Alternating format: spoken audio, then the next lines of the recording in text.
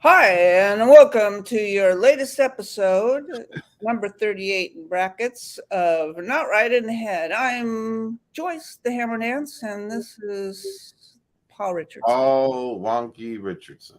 Okay, he says he's wonky. All right, and what exciting topic do we have to discuss today? Oh, wow, it's so exciting to have to hear the holidays are upon us again. And well, in less than a week, we have two mass shootings again. I do believe there's more than that, but Yeah, of course there are. two major ones. Well, yeah, I have to wonder what distinguishes a major one, right, from a. Uh, I think it's distinguished by what CNN chooses to focus on. right. Well, and then this always really has bugged me that we don't really have uh, the United States government, the federal government, doesn't keep official statistics on mass shootings, but because it's against the law, It's against the law to keep statistics. yeah, on official statistics. Uh, Yeah, of course, right. Okay. it's the which amendment is it? It's the Dickey Amendments. The Dickey Amendments from 1996 prohibit the CDC from uh, doing saying a number of things about guns and keeping statistics on you know gun violence. So what we have is, in fact, we have different parts of the government. For instance, what we have been hearing about what qualifies as a mass shooting is what the FBI has determined is a mass shooting, which is a shooting in which four or more people are killed at the scene by gunfire. So those So, who in die, other words, if they injure 50 people and only two people die, that's not a mass shooting. sorry, not a mass shooting. Or if only two people died at the if they shot 50 people and two of them died at the scene and the other 48 died in the hospital later, sorry, not a mass shooting. Okay. It's just the FBI just makes this shit up. And then there was a lot of criticism about the Obama administration making up their statistics about just to try and pump up the and I don't mean the Biden, I mean the Obama administration had a different definition, which basically said if you're shot, that's it, right? I mean, because when you think about it, this idea we have from American television that, oh, well, I just got hit in the arm, I'm all right, is crap. I mean, if you've ever been hit by a bullet, you are likely damaged for the rest of your life. Well, I don't care where especially you got shot. with the, If you got shot in the arm, you probably have lost some function of your arm. You may be able to carry on a normal life, but bullets rip up your muscles, and they don't well, regenerate. okay, but these shootings are, I would say, 100% military assault style weapons and not some little 22 that you keep in your drawer. Right. If someone breaks in. Right. These are the worst kinds of ballistics for injuries. So yeah, if you Yeah, even just because you didn't maybe if die you doesn't. got shot with a 22, maybe it wouldn't scar you so hideously for life. But these are not 22s. No, these are military. Yeah, their velocities of the ballistics are, military grade, and their distance is military. Yeah, these are very similar to They're made to do maximum damage. yeah, and that's what They it's so accomplish. stupid idea that if you didn't die, your life hasn't been irrevocably changed Mm-hmm. and ruined because you were shot is just asinine. It's completely asinine. So, Well, I do believe one of the guys that got hit in the arm, only by Rittenhouse, he lost his arm or lost the use of his arm. sure. Oh, yeah. I mean, that's, my mom, when she was a young nurse, used to work at at the county emergency, Wayne County in Detroit, Wayne County General Emergency Room. That was the county hospital, and she worked the afternoon, 3 to 11 shift, which is the worst. Right. And she said the worst things were motorcycle accidents and gunshot wounds. Mhm. Gunshot wounds they just do so much damage. And if you're hit in the torso, anywhere in the torso, the bullet is tumbling through, ripping through your organs.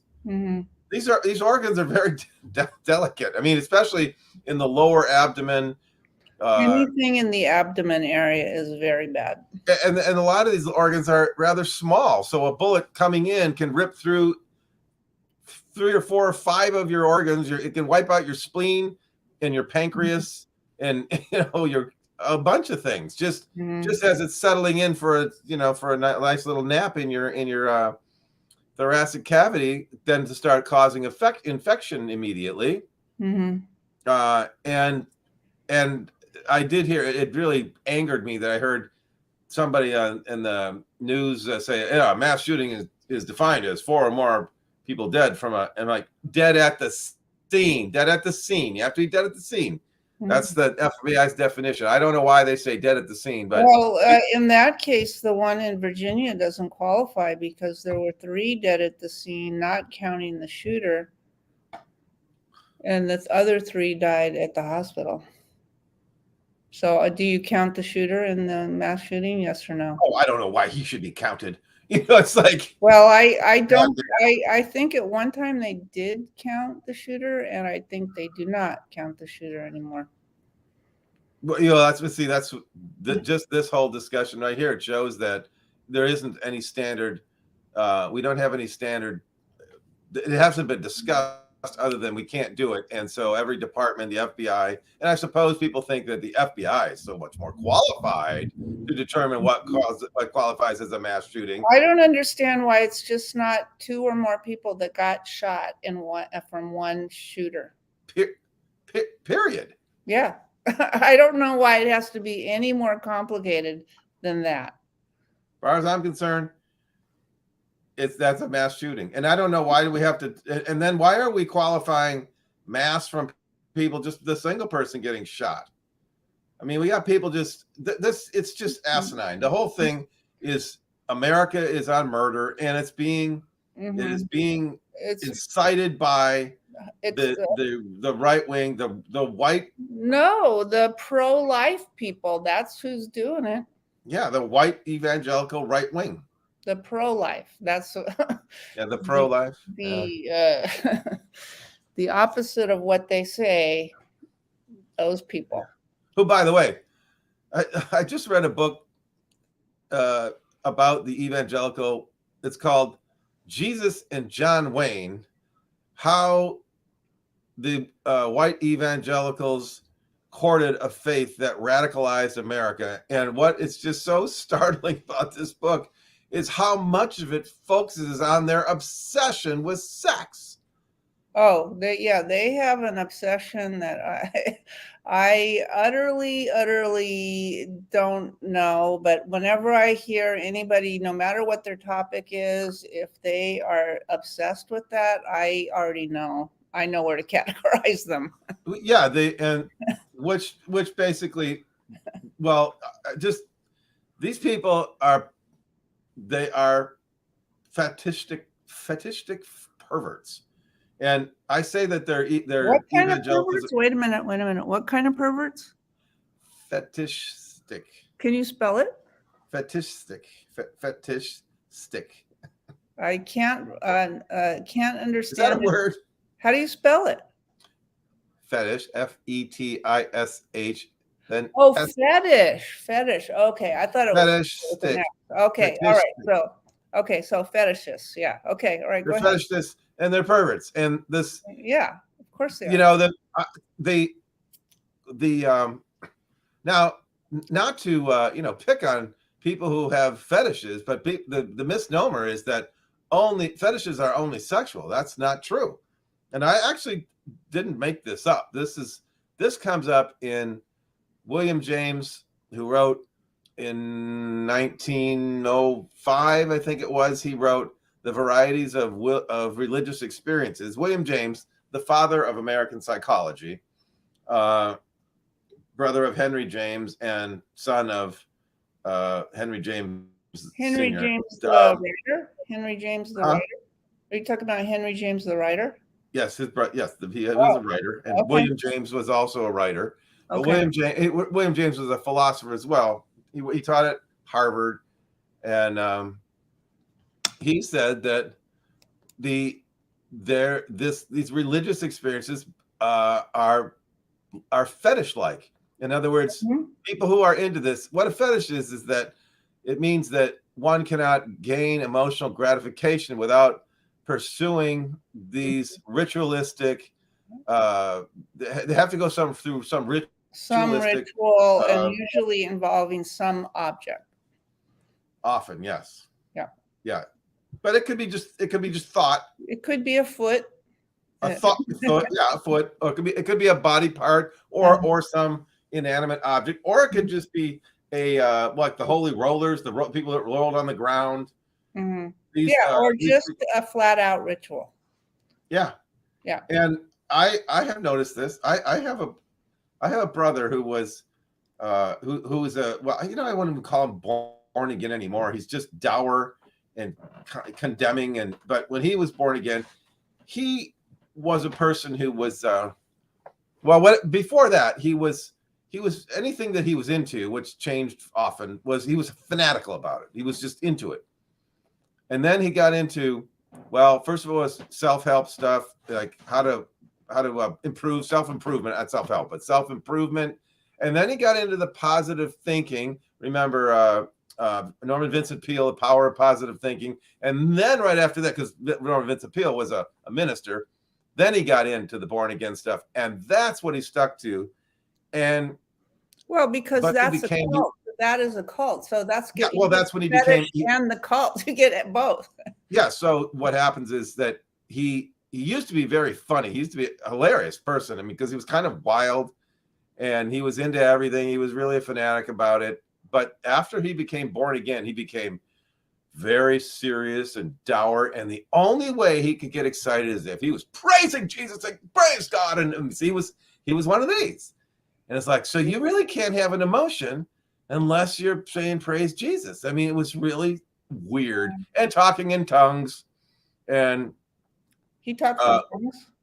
Yeah, he was a one time he grabbed me by the face like this and started talking in tongues. Looking up and going, and I'm like, what are you doing? And then he said, I better go. I said, yeah, I think you got a long drive ahead of you. And I didn't mean just back to Indianapolis. I meant life-wise. But okay. All right, but Dr. Wonky, yes. Let's go back to our original topic because we're in the weeds. Right. Well, I mean, what I'm saying is that that's exactly right. These people are, one of the things that the book said is these people they're the ones who are driving the right wing. Yes. It's the born again evangelicals who are driving the right wing, and the gun industry. They're both, the gun industry and the evangelicals are feeding this crazy Republican Party. It's a gun in one hand and Bible in the other. And exactly. That is. And I think they've just stripped off the flag. They don't care about the damn flag anymore. They say so. They do not care about they'll still put it in their pickup truck because it's hard to get the Bible to wave correctly. Right. It doesn't wave. Hoist it up and the gun doesn't wave hardly at all. So I mean, when you got, and it's, at least it's easy to tell which way the flag when it's right side up. I mean, Trump couldn't tell when the Bible's upside down. He's got to get a photo up with the Bible holding it by the corner upside down. I know. Yeah, I see. I got one. I don't even. That was never explained. Although the question was asked at least 100 times to me. What did that mean? But in any case, I have a suggestion. I may have suggested it before, but I feel like I need to push it because it's not happening, which is to further and no more in the future to name who was the shooter. They should just be numbered sequentially, and that way we will have some kind of count when we are, I don't know if we should do it by the year, like 2021, shooter number, 587, or if we should just do it sequentially for all time, which I am leaning towards. Oh. Yeah. Because the year might matter, but I think the number if they really kept track of it, because I do believe I read or heard that so far this year, whatever the definition of mass shooting, they said there's 800 of them so far in that range. And so 800 since when? The beginning of the year. Oh, yeah. So you can see how if you did it sequentially for the past 10 years, I mean, maybe this year is the most, I do not know, but you can see how it could get into the tens of thousands pretty quick. And that's a number that people need to hear. Yeah. So maybe I should start just doing it so that number is available, but I don't know if I have a way to hear about all of them, because well, and then the other, unless they're somehow sensational, like the one in Colorado Springs, or I guess the one at Walmart,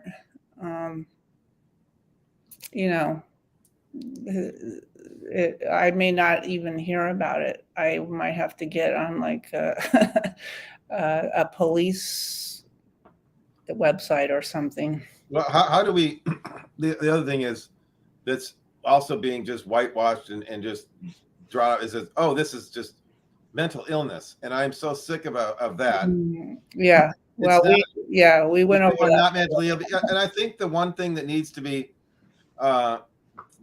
because the problem is the right wing runs away from any sort of debate, in which case I would say, so are you trying to say that this person is not competent to stand trial? Because they're all about punishment. Trial. He's mentally ill.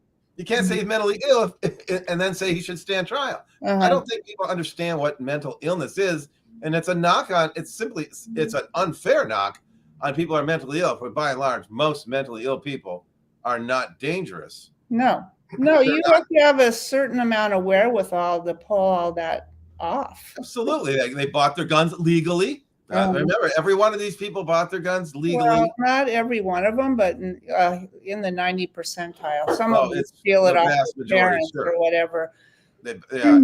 And they were able to, go to they were able to take the whole situation by surprise, and it was certainly it was an effective attack. That's not mental illness, and it doesn't qualify. And the other thing is the reason the right wing wants to land it there is because they have it's another one of these unsolvables where they have absolutely no plan to deal with or fund or do anything about it. Right. You would think if they really cared about the mental illness and they really believed it, then they would be saying, we need to build 100 more mental hospitals per state so we can get this problem solved. But no. No, they have no. And I don't know what the difference is really between this guy in Chesapeake, Virginia. Kills 6 employees, and then he kills himself. How is this different than a suicide bomber? I don't know how it's any different, but in terms of what you said about the mental illness and what I said about using their number and not their name, I am getting to the point where I don't care anything about the shooter at all. No, I don't care. They are a shooter. Put them down as a number. And if the courts need to sort out certain things, fine. But that's not news to me. Like they say, oh, the guy that shot up the Club Q in Colorado Springs was gender nonconforming. He used they and them. Who cares? Or that the other guy had guy in Virginia used, that he was an oddball. Okay, so what? Who cares? Well, the thing is, what makes them very much like terrorists, that we might consider terrorists from the Middle East, for instance, is that they are, like terrorists from the Middle East, doing the bidding of the rich and powerful. They are carrying out these. They're being incited by Tucker Carlson. They're being incited by Marjorie Taylor Greene and Lauren Boebert and members of the Republican Party. They are being incited by the opposing party. The other party in America is open. It's just open warfare on the rest of us. And I'm not sure what the response is. I mean, what do you do when someone's declared war on you? Are we just going to be completely pacifists and allow ourselves to be killed? Because that's what's happening. Mm-hmm. I don't know. Well, they were talking about on CNN about the one in Virginia and Walmart, and the cops said one of their problems when they went in was because Virginia allows open carry, every other person in Walmart had a gun strapped on their hip. Yeah. And they didn't know who they were looking for. They, normally it's like, oh yeah, the guy with the gun. Oh, 100 guys in here have a gun. Right. And this is this whole asinine, stupid mentality that has grown in America, that guns are part of our freedom. Yeah, you know what? Guns are to freedom what opiates are to addiction. You got to have them to be a loser, right? That's really what it turns out to be. Guns are to freedom what opiates, what drugs and alcohol are to addiction. And that's where we are. It's not, you got to have it. If you want to be addicted, you got to have the drugs. That's right. Mm-hmm. Yeah. Well, all I know is they're getting nowhere fast, except a lot of people are losing their family and friends or themselves. And yet again, I can't let this one get away without saying, and the gun industry still enjoys absolute liability exemption, product liability exemption that no other product made and sold in America. Yeah. And they could take that away in one day. They could take that. It's nothing but it's a federal law that was passed in 2005. They didn't have this. But we had an assault ban up until assault weapons ban until 2004. And when that expired and the Republicans had control of the House of the Congress under Bush, they quick like a bunny and said, okay, now but because we want to have all of these weapons of war, the first thing the gun industry is going to need is liability protection. So let's pass a federal law that protects them from product liability. Mm-hmm. And it's so stupid because I don't know how anybody gets, and the right wing will say, but these are criminals who are doing this. But they were law abiding when they bought your guns, right? Mm-hmm. And the fact that they used them criminally does not mean that the innocent victims have any more redress. I mean, what about the innocent victims? They have because the criminal is either dead or being prosecuted, does not offer redress to the victims who definitely have standing because they have 1, injury, 2, we know the cause of the injury, and 3, that's the redress part. They don't get it. Well, when the Pintos were blowing up, because somebody hit them, there was money that changed hands, and Pinto was no more, and not very long. And Ford still stayed in business, but they stopped making that thing that killed people. But the guns, that's what's supposed to happen. Is that the product liability laws are supposed to force the makers of anything to internalize the cost of their products, which every product, I don't care what kind of product it is, has some external cost. And when they internalize it, then they just say, okay, if your product did damage, it was a long time ago, over 100 years ago, that product liability first came up with the idea that if a product does damage, it's inherently dangerous. So you pay for, they've worked that into their costs of the product. And every product has that. The gun industry has been exempted from this, having to internalize their costs. So they don't have to consider, well, and instead of an AR-15, you can buy a basic model of an AR-15 for $700, whereas if the costs were internalized for the lawsuits and payouts that they would have to come up with, first of all, they would probably have stopped making it. But it would be a gun that's well over $3,000 because it causes so much damage, and because the high cost of it would cut sales because it's too expensive.